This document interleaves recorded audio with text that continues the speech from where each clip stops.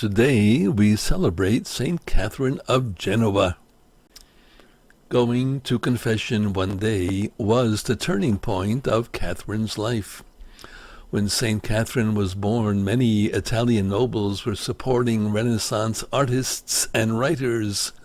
The needs of the poor and the sick were often overshadowed by a hunger for luxury and self-indulgence. St. Catherine's parents were members of the nobility in Genoa. At 13, she attempted to become a nun, but failed because of her age.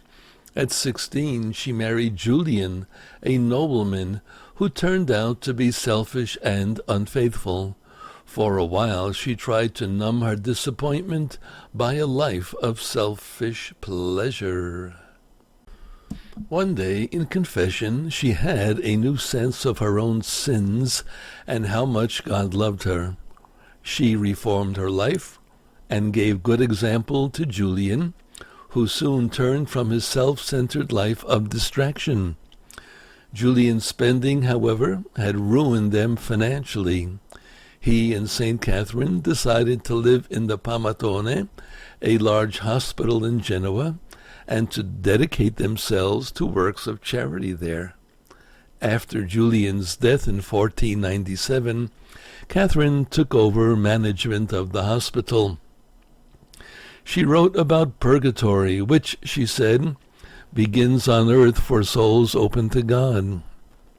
Life with God in heaven is a continuation and perfection of the life with God begun on earth. Exhausted by her life of self-sacrifice, Catherine died September 15, 1510, and was canonized in 1737. Regular confession and frequent communion can help us see the direction or drift of our life with God. People who have a realistic sense of their own sinfulness and of the greatness of God are often the ones who are most ready to meet the needs of their neighbors. St. Catherine began her hospital work with enthusiasm and was faithful to it through difficult times because she was inspired by the love of God, a love which was renewed in her by the Scriptures and the sacraments.